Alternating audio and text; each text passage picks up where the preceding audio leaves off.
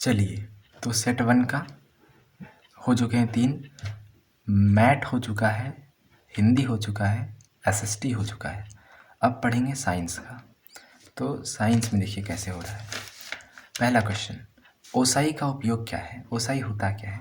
आप लोग जानते होंगे फसल उत्पादन में जोताई होता है और इस तरह से कई सारे फसल के प्रक्रम होते हैं, उसमें एक ओसाई भी आता है। ओसाई क्या होता है? अनाज को साफ़ करने के लिए इसका उपयोग होता है। मतलब अनाज में जो भूसे लग जाते हैं, जो छिलके रहते हैं, उन लोगों को अलग करने का प्रक्रिया को ही कहते हैं ओसाई। इसी तरह से अगला क्वेश्चन है, चीनी का अल्कोहल में रूपांतरण की प्रक्रिया क्या कहलाती है? तो चीनी का, ये चीनी है वो वाला यीस्ट, यीस्ट क्या है? प्राकृतिक चीनी। उसका अल्कोहल में रूपांतरण की प्रक्रिया क्या कहलाती है और खोज कब हुई थी? प्रक्रिया कहलाती है किण्वन और खोज हुई थी 1857 में। करी थी किसने? लुई पास्चर ने। अगला क्वेश्चन, जंतु के शरीर में पाई जाने वाली सबसे लंबी कोशिका क्या है? तंत्रिका कोशिका, पेशीय कोशिका, शुतुरमुर्ग का अंडा या फिर माइक्रोप्लाज्मा? माइक्रोप्लाज्मा जो था वो था सबसे छोटी कोशिका, लेकिन हमारे शरीर के अंदर नहीं था। शुतुरमुर्ग का अंडा सबसे बड़ा था, लेकिन हमारे अंदर नहीं था। तंत्रिका कोशिका ऐसा है जो जंतु के शरीर में होता है और सबसे बड़ा होता है, लंबाई पूछा जाए तो 1 मीटर होता है। माइक्रोप्लाज्मा का 1 माइक्रोमीटर भी नहीं, 0.1 माइक्रोमीटर होता है। शुतुरमुर्ग का अंडा का अगर लंबाई चौड़ाई पूछा जाए 17 सेंटीमीटर लंबा और 13 सेंटीमीटर चौड़ा होता है। नेक्स्ट क्वेश्चन, वह कौन सा अधातु है? कौन सा अधातु जो ठोस होता है और कठोर अवस्था में पाया जाता है? लोहा धातु है, ये तो होगा ही नहीं। लकड़ी कठोर नहीं होता, मिट्टी कठोर नहीं होती। अधातु हीरा है और ये कठोर भी होता है। अब तक का ज्ञात सबसे कठोर अधातु है हीरा, याद रखिएगा। सबसे तन्य कौन होता है? सबसे तन्य धातु कौन है? हीरा अधातु है तो तन्यता इसमें होगी नहीं। चांदी, सोना, एल्यूमिनियम। तन्यता मतलब होता है सबसे खींचने पे लंबा जाने वाला, तो सोना है जिसको खींच के बहुत लंबा तार बनाया जा सकता है, तो सबसे तन्य धातु हो गई सोना। नेक्स्ट क्वेश्चन, मलेरिया का कारक क्या है? मतलब कारक मतलब होता है कौन से ऐसे सूक्ष्मजीव हैं जिसके कारण से मलेरिया रोग होता है? तो विषाणुओं को फैलने से मलेरिया होता है। कौन से विषाणु? ये विषाणु कौन फैलाते हैं? ये विषाणु फैलाते हैं मादा एनोफिल मच्छर, विषाणु फैलाते हैं और होता है क्या है? मलेरिया। उसी जगह पे अगर मादा एडिस मच्छर प्रोटोजोआ फैलाए तो उससे होने लगेगा डेंगू। नेक्स्ट क्वेश्चन, नींबू में कौन सा विटामिन पाया जाता है? नींबू में कौन सा विटामिन पाया जाता है? तो नींबू में पाया जाता है विटामिन सी। विद्युत धारा उत्पन्न करता है क्या क्या? केवल ऊष्मीय प्रभाव? खाली गर्म होता है क्या विद्युत धारा से? खाली रासायनिक प्रभाव उत्पन्न करता है क्या, या फिर केवल चुंबकीय प्रभाव? तो विद्युत धारा ए और सी दोनों ऊष्मीय भी प्रभाव, चुंबकीय प्रभाव दोनों उत्पन्न करता है, याद रखिएगा। नेक्स्ट क्वेश्चन, इनमें से कौन से परिवर्तन यौनारंभ के दौरान नहीं होते हैं? तो यौनारंभ का शुरुआत जैसे भी हो उस वक्त गौण लैंगिक गुणों का विकास होने लगता है।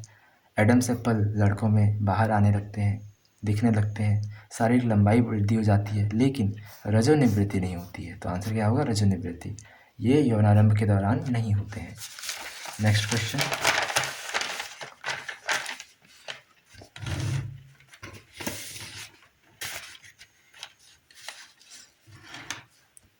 स्त्री हार्मोन है। स्त्री हार्मोन कौन सा है? एस्ट्रोजन क्या है? स्त्री हार्मोन। टेस्टोस्टेरोन क्या है? टेस्टोस्टेरोन को कहा जाता है पौरुष हार्मोन। पीयूष क्या है? ग्रंथि है जो वृद्धि हार्मोन छोड़ता है। एड्रेनलिन क्या है? यह एक हार्मोन है जो हमारे घेंघा रोग को कारक है। अगला, एड्स AIDS क्या होता है? तो एड्स किससे होता है? एड्स होता है HIV वायरस के द्वारा। किसके द्वारा? HIV वायरस के द्वारा। तो फिर ट्यूबरक्लोसिस द्वारा क्या होता है? तो TB होता है। कौन सी बीमारी? TB बीमारी।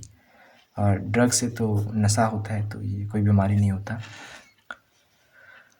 बल क्या कर सकता है? बल गति को बढ़ा सकता है, हाँ। बल को गति को घटा भी सकता है, हाँ। वस्तु का आकार भी बदल सकता है, हाँ। तो आंसर होगा इनमें से सभी।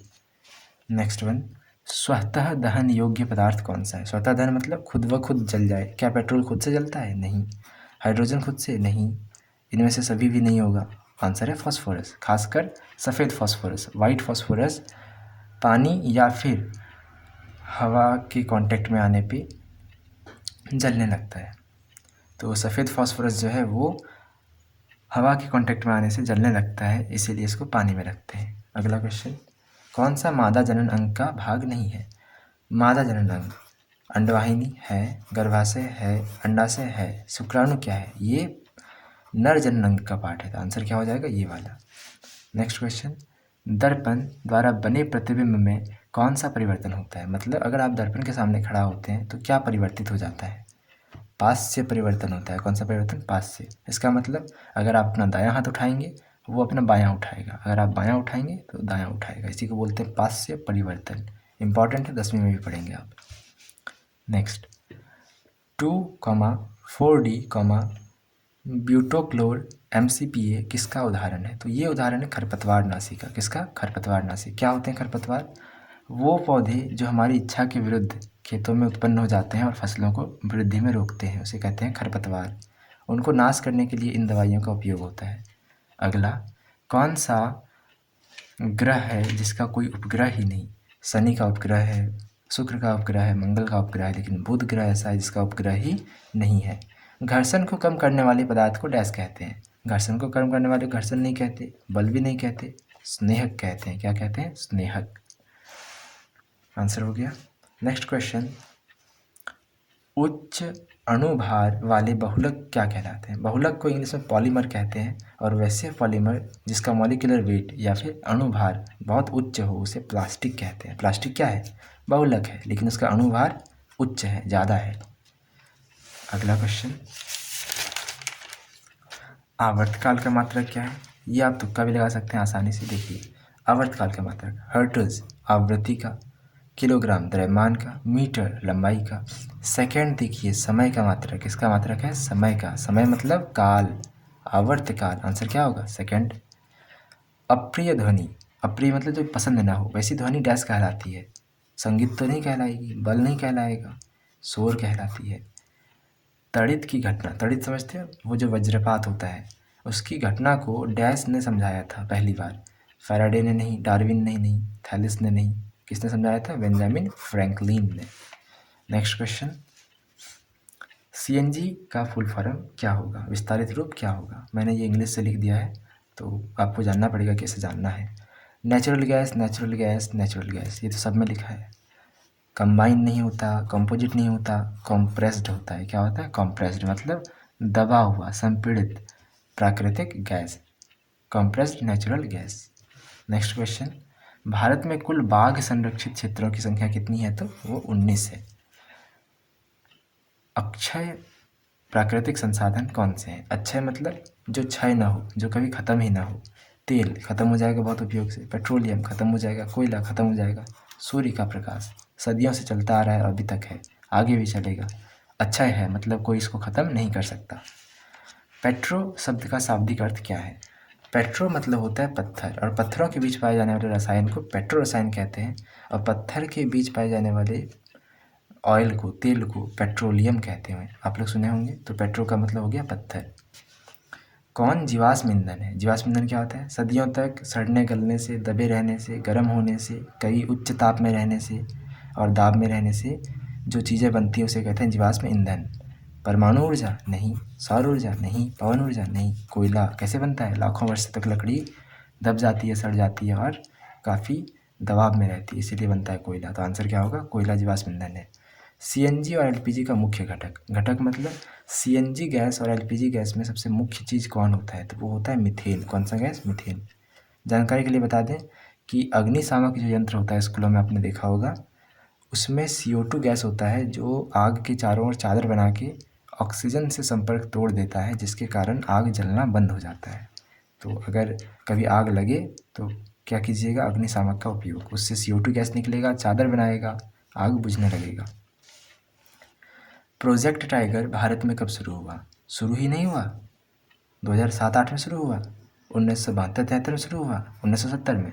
आंसर है 1972-73 में शुरू हुआ। कितने प्रबलता की ध्वनि शोर कहलाती है? कितना प्रबल ध्वनि होगी कि उसको शोर कहेंगे? 80 से कम, 40 से 50, 55 या फिर 80 से ज़्यादा? आंसर होगा 80 से ज़्यादा। प्रबलता का मात्रक होता है dB। dB जानते हैं आप लोग? डेसिबल। तो डेसिबल क्या होता है? डेसिबल होता है ध्वनि की प्रबलता को नापने का मात्रक। Thank you so much for watching my video. अगर आपको अच्छा लगा होगा please like share and subscribe to my channel and share this video with each and every friend of yours. अपने हर एक दोस्तों के साथ शेयर कीजिए वीडियो को, लाइक कीजिए एंड सब्सक्राइब कीजिए। Thank you so much. अगली वीडियो में अभी इंग्लिश छूट गया है, मैं इंग्लिश बताने वाला हूँ सेट 1 का। अब ये मैं कल अपलोड कर पाऊँगा।